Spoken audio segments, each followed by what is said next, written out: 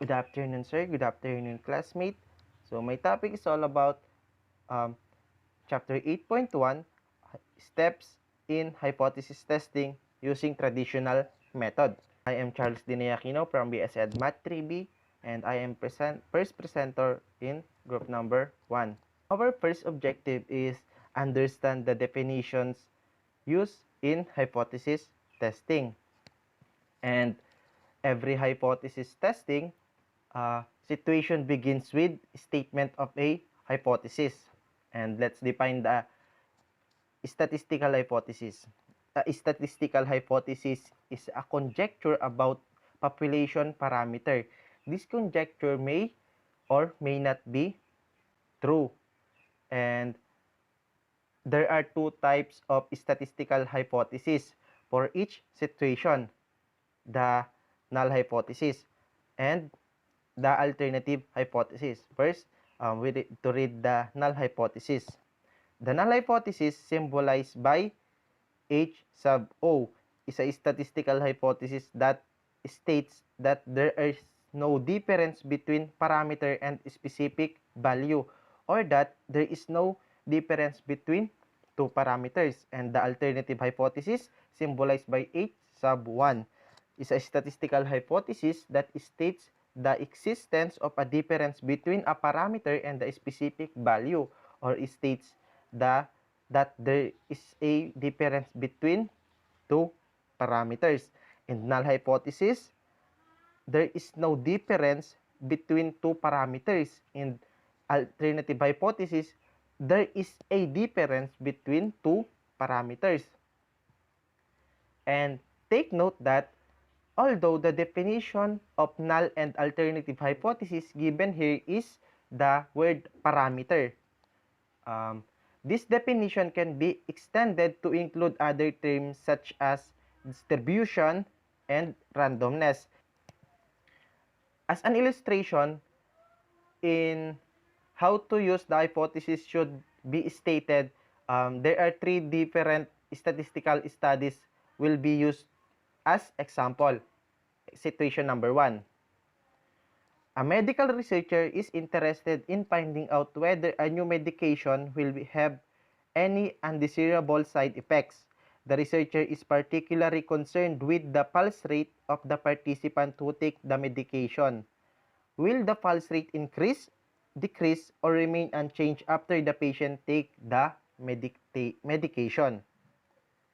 So, since the researcher knows that the mean pulse rate for the population under the study is 82 beats per minute, the hypothesis for this situation are the population mean of null hypothesis is equal to 82, and the population mean of alternative hypothesis is not equal to 82. The null hypothesis specifies that the mean will remain unchanged, and the alternative hypothesis states that it will be different. The test is called two-tailed test, since the possible side effect of the medication could rise or lower the pulse rate. And situation B. A chemist invent an additive to increase the life of an automobile battery. If the mean lifetime of the automobile battery without the additive is 36 months, then her hypotheses are, in this situation, the chemist is interested only in increasing the lifetime of the batteries. So the hypotheses are the population mean of the null hypothesis is equal to 36, and the population mean of the alternative hypothesis is greater than 36. And in this situation, the chemist is interested only in increasing the lifetime of the batteries. So her alternative hypothesis is that the mean is greater than 36. This called right tail test. Since the interest is in increasing only. That is situation B. And last situation, situation C. Contractor wishes to lowest heating bills by using a special type of insulation in-house. If the average of monthly heating bills is $78, her hypothesis is about to heating costs with the use of insulation. And the population mean of the null hypothesis is 78 is equal to $78, and the population mean of the alternative hypothesis is less than $78. And this test is called left-tailed test since the constructor is interested only in lowering heating costs. So it is called left-tailed test. To state the hypothesis correctly, researcher must translate the conjecture or claim from word into mathematical symbol.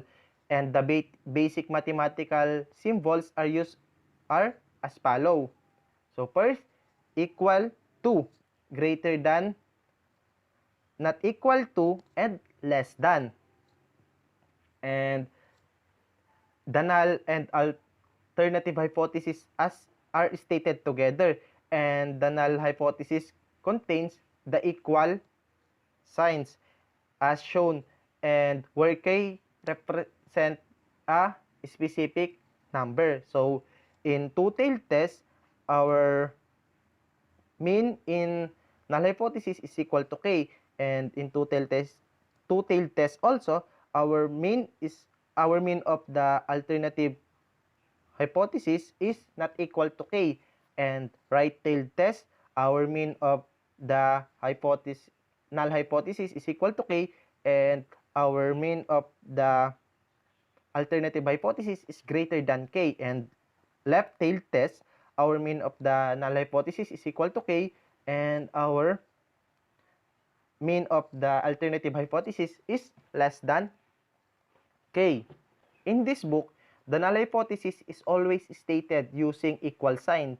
This is done because most of professional journals, and when we test the null hypothesis, the assumption is that mean, proportion, or standard deviation is equal to given specific value. Also, when a researcher conducts a study, he or she is generally looking for evidence to support a claim. Therefore, the claim should be stated as alternative hypothesis. Table 8-1, the hypothesis testing common phrases.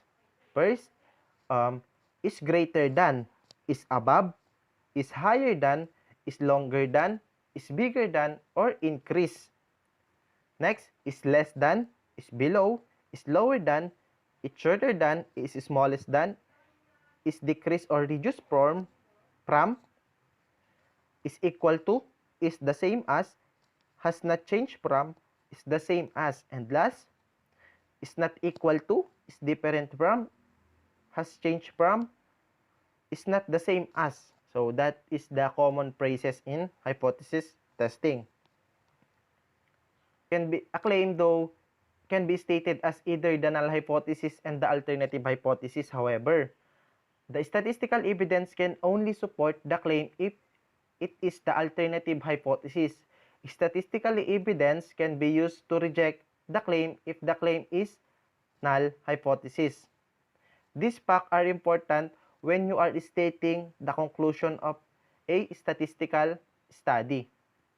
Table 1 shows that the common phrases that are used in hypothesis and conjectures and the corresponding symbol. The table should be helpful in translating verbal conjecture into a mathematical symbol. 8-1. State the null and alternative hypothesis each conjecture. So we have three example, A, B, and C. First, the A. A researcher thinks that if expectant mother use vitamin pills, the birth weight of the babies will increase. The average birth weight of the population is 8.6 pounds. So our hypothesis is Solution A, our mean of the null hypothesis is equal to 8.6 and mean of the alternative hypothesis is greater than 8.6 because in this example, we see the word increase. So, our alternative hypothesis is greater than 8.6. So, example number B. An engineer hypothesized that the mean number of defects can be decreased in manufacturing process of compact disc by using robot instead of human for a certain task. The mean number of defective discs per 1,000 is 18. So, our null and alternative hypothesis is population mean of the null hypothesis is equal to 18 and the population mean of the alternative hypothesis is less than 18 because the word of decrease. So, we need to use the less than because of decrease. And last, example C. A psychologist feels that playing soap music during a test will change the result of the test. The psychology is not sure whether the grades will be higher or lower in the past. The mean of the score was 73. so solution. The population mean of the null hypothesis is equal to 73 and the population mean of the the alternative hypothesis is not equal to 73. A statistical test uses the data obtained from a sample to make a decision about whether the null hypothesis should be rejected. And the numerical value obtained from a statistical test called test value. In this type of statistical test, the mean is computed for the data obtained from a sample and is compared with the population mean. This is a decision is made to reject or not reject the null hypothesis. On the basis of the value obtained from the statistical test, if the difference is significant, the null hypothesis is rejected. If it's not, the null hypothesis is not rejected. And in the hypothesis testing situation, there are 4 possible outcomes. In reality, the null hypothesis may or may not be true and a decision is made to reject or not reject it on the basis of the data obtained from a sample. The 4 possible outcomes shown in figure 8.2. And this is the figure 8-2. Possible outcomes of hypothesis test. So, note that there are 2 possibilities for correct decision and 2 possibilities for incorrect decision.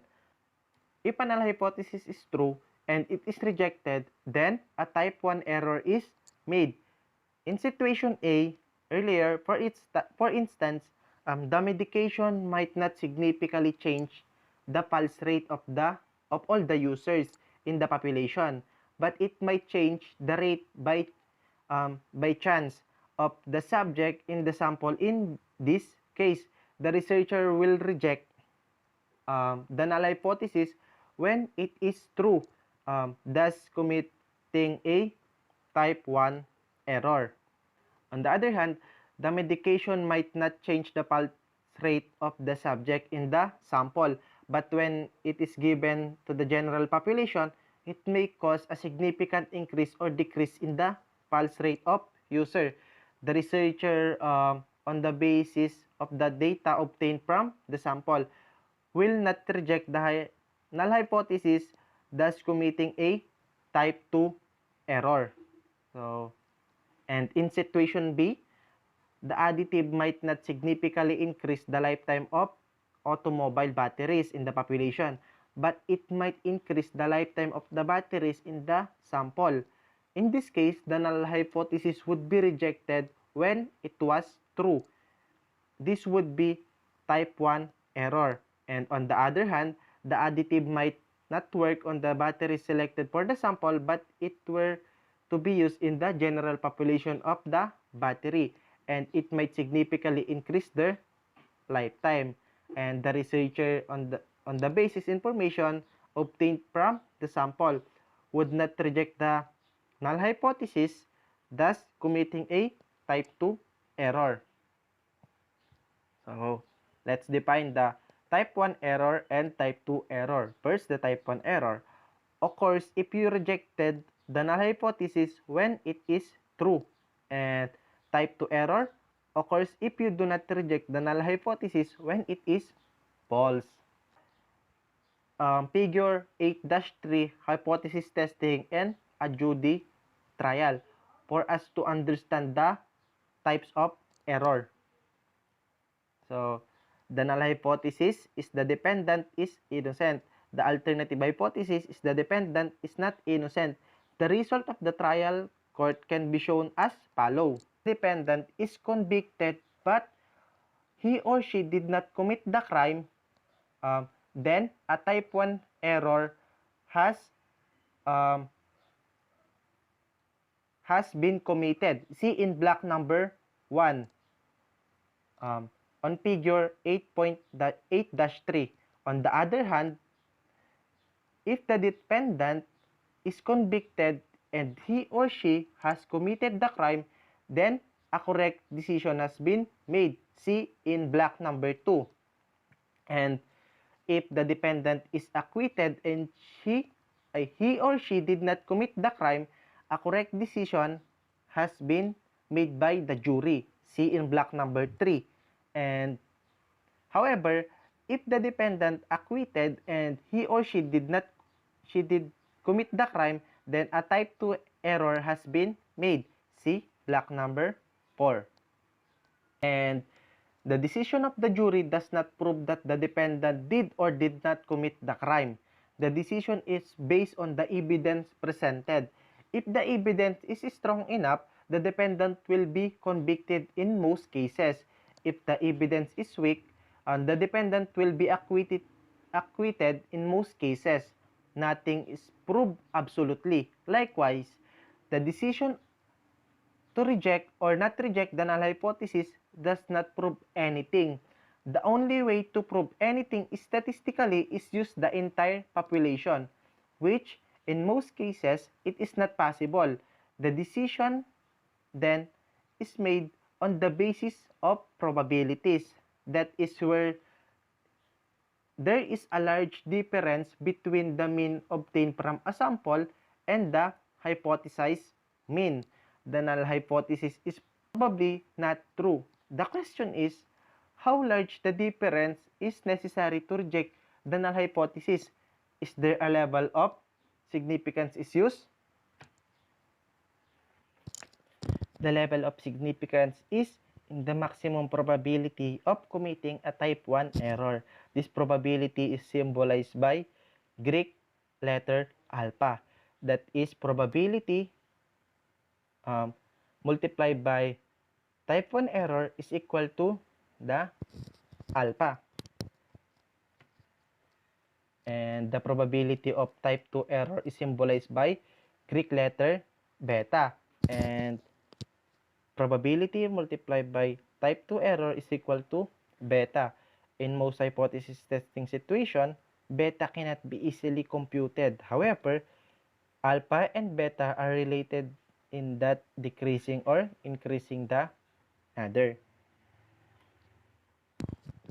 Statisticians generally agree on using the arbitrary significance level, the 0.10, 0.05, 0.01 levels.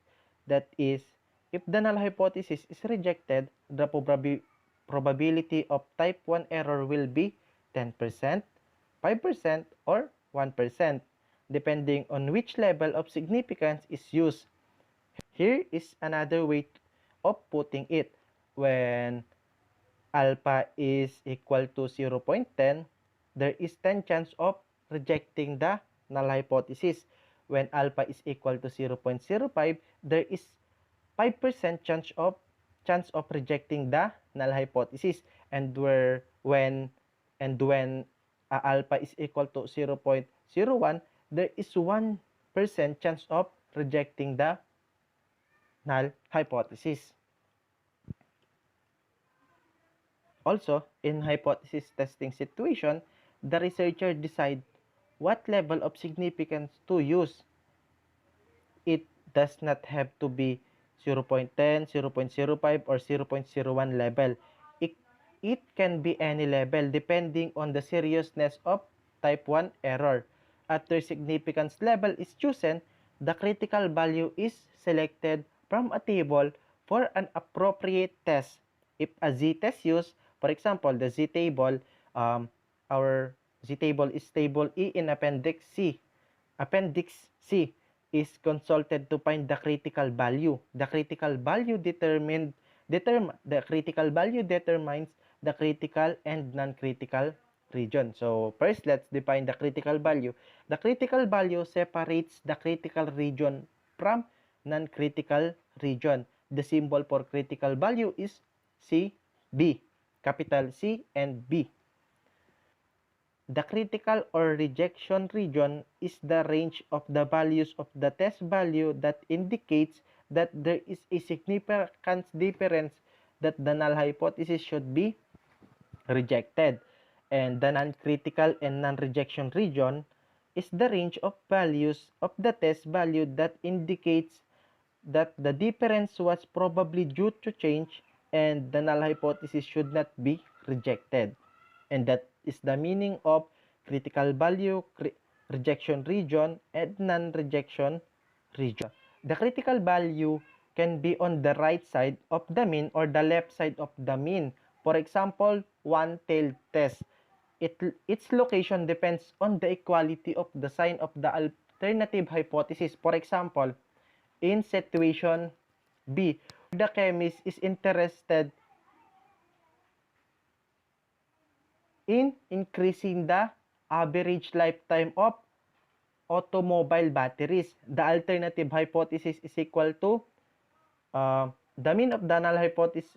The alternative hypothesis is equal to 36 since the inequality sign is greater than, and the null hypothesis will rejected only when the sample mean is significantly greater than 36. Hence, the critical value must be on the right side of the mean. Therefore, the test is called a right-tailed test. So, let's define the one-tailed test. It indicates that the null hypothesis should be rejected when the test value is in the critical region on the side of the mean. A one-tailed test is it's either right side a one-tailed test is either a right-tailed test or left-tailed test depending on the direction of the equality of the alternative hypothesis. Our third objective, finding the critical values for z-test. So, figure 8-4, finding the critical value of alpha is equal to 0.01 or right-tailed test. Right-tailed test.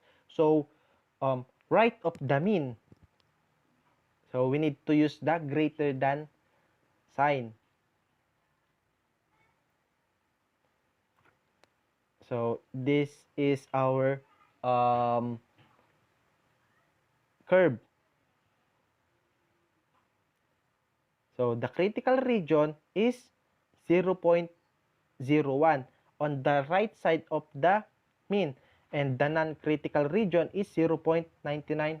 So,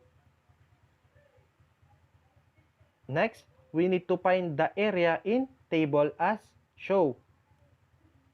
So, the closest value to 0.990 is 0.9901. That is the closest value to 0.990. And the area of 0.9901 is positive 2.33. So, the value of the the area of the 0.01 is 3, 3. Now, move on to the situation C, where the constructor is interested in lowering the heating bills. The alternative hypothesis is population mean of the null alternative hypothesis is equal to less than $78.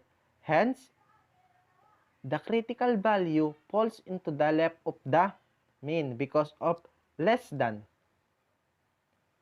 So, figure 8.6, critical value and non-critical region for a 0.01 left tail test. So, this is our curve, and we need to put our critical region into the left of the mean. So, our critical region is 0.01. We need to find the closest value in 0.01 in this table E. So, when we find the closest value in 0.01, we have 0.099. That is the closest value to 0.01. That is the area of negative 2.33. So, value is negative 2.33 since the closest value to 0.01 is 0.099, that the area of negative 2.33. And when a researcher conducted a two-tailed test in situation A, the null hypothesis can be rejected whether there is a significant difference in other direction, above or below the mean. In a two-tailed test, the null hypothesis should be rejected when the test value is in either of the two critical region. Figure 8-7, finding the critical values for a alpha is equal to 0.01, the two-tailed test.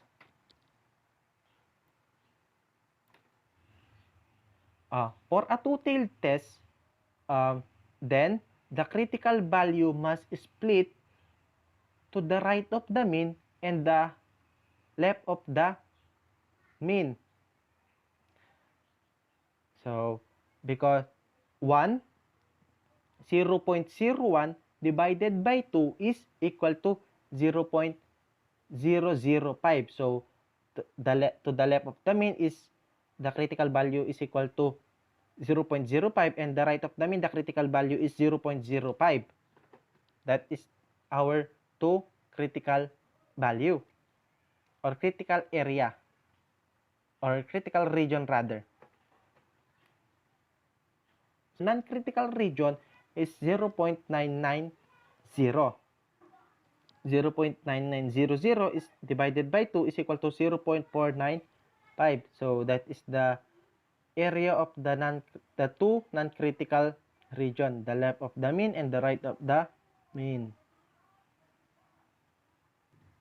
In this case, the z value of the left side is found by looking up the z values corresponding to area of 0.0050. And when we find the area of 0.0550, we find the two closest value in 0.0550, the 0.051 and the 0.049. So we need to get the two area of that, the negative 2.57 and negative 2.58. So negative 2.57 plus negative 2.578 divided by 2 is equal to negative 2.575. When we round up the negative 2.575, it is equal to negative 2.58. So that is the area of the 0.005 in the left side of the mean.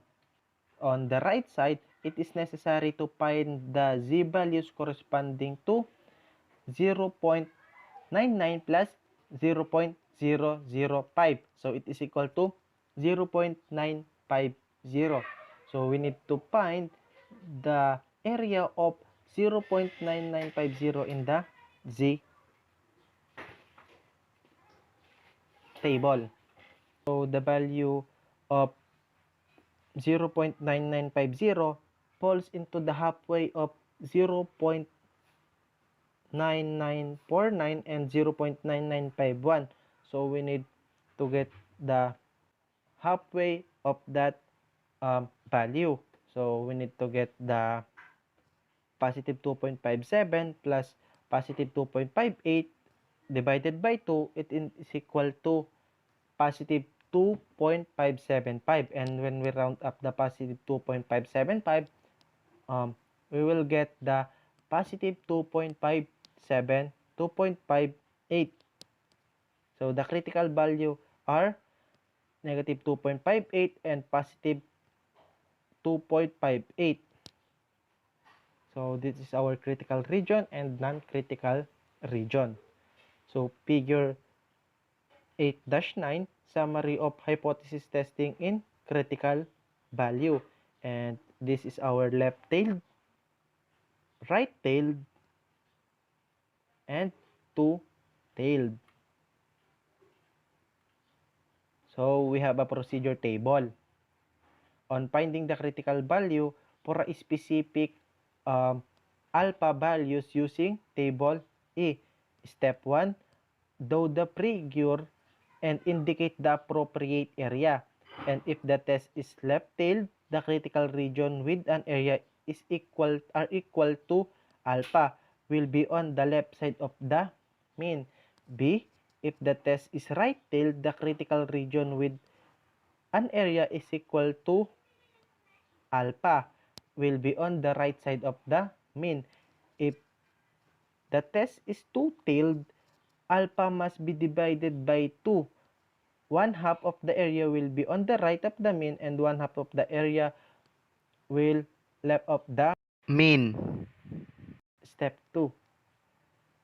For a left-tailed test, use in the z-value that correspond to the area is equivalent to alpha in table E.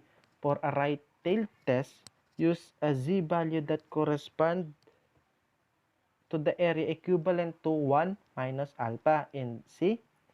For a two-tailed test, use the z-value that correspond to alpha divided by 2 for the left value, and it will be negative. For the right value, use the z-value that correspond to the area equivalent to 1 minus alpha over 2. It will be positive. So example 8-2, using a table E in appendix C, find the critical values for each situation and draw the appropriate figure show the critical region. So A, a left-tailed test with alpha over 0.10. B, a two-tailed test with the alpha is equal to 0.02. A right-tailed test with A 0.005. So first, a left-tailed test with alpha is equal to 0.10. Solution A. Step 1.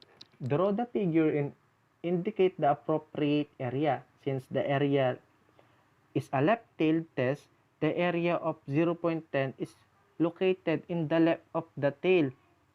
So this is our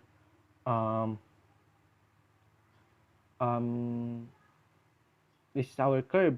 So the 0.10 is in the left of the tail. So in the left of the tail.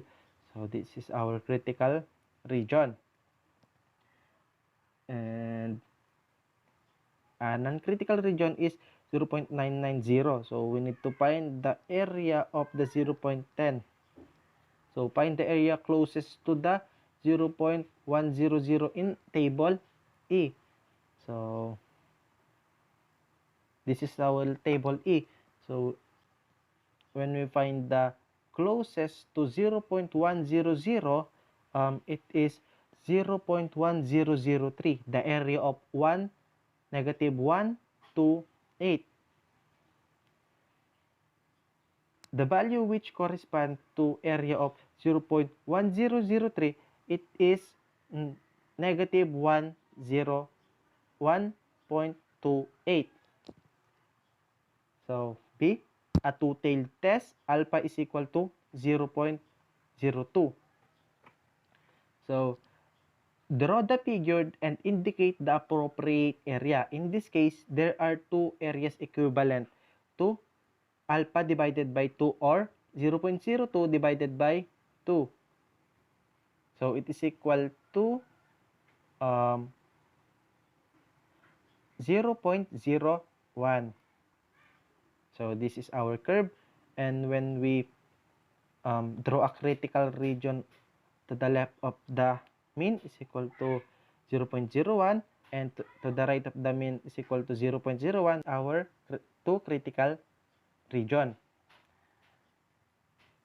So step 2, for the left Z critical value, find the area closest to 0.01. So we need to find the area closest to 0.01 in table E. So this is our table E. We need to use the negative sign because left of the mean, that means negative. So when we find the closest value to 0.01, it is equal to 0.099, and the area of negative 2.33. So the area of 0.01 on the left of the mean is negative 2.33. For the right Z critical value, find the area closest to 1 minus alpha over 2, or 1 minus 0.02 minus divided by 2. It is equal to 0.9900. So we need to find the closest value to the table E of 0.990. And when we find the closest value to the 0.9900, it is 0.9901, the area of positive 2.33. So the area of the 0.11 in the right of the mean is equal to positive 2.33. So the area of the two critical region are negative 2.33 and positive 2.33. So last, a right tail test with the alpha is equal to 0.005. Solution C. Step 1. Draw the figure and indicate the appropriate area. Since this is a right tail test, the area of 0.005 is located on the right tail. So that is the area of 0.005 on the right of the mean. So step 2, find the area closest to 1 minus alpha, or 1 minus 0.05. So that is equal to 0.9950. So we need to back again in table E. So we need to find the closest value of to the 0.995. So when we find the closest value to 0.9950, it is in the halfway of 0.9949 and 0.9951. So we need to get the area of 2.5 and 2.57 and 2.58. So the two Z values corresponding to 0.9949 and 0.9951 are positive 2.57 and positive 2.58. Since 0.9500 is the halfway between these two values, find the average of two values. 2.57 plus 2.58 divided by 2 is equal to 2.575. And when we round up this 2.575, we get the positive 2.58. So our area of the value 0.005, positive 2.58. So in hypothesis testing, the following steps are recommended. 1. State the hypothesis. Be sure to state both and null and alternative hypothesis. Design the study. This step includes selecting the correct statistical test, choosing a level of significance level, and formulating a plan to carry out the study. The plan should include information such as definition and population, the way to sample will be selected, and the method that will be used to collect the data. Conduct the study and collect the data. Number 4, evaluate the data. The data should be tabulated in this step and the statistical test should be conducted. Finally, decide whether to reject or not reject the null hypothesis. And number 5, summarize the result. And procedure table. Solving the hypothesis in testing problem in traditional method. 1. State the hypothesis and identify the claim. 2. Find the critical values for the appropriate table in Appendix C. Step 3. Compute the test value. Step 4. Make the decision to reject or not reject the null hypothesis. Step number 5. Summarize the result. And that is my topic in chapter 8.1, and we need to answer the applying the concept in 8-1, the eggs and your health.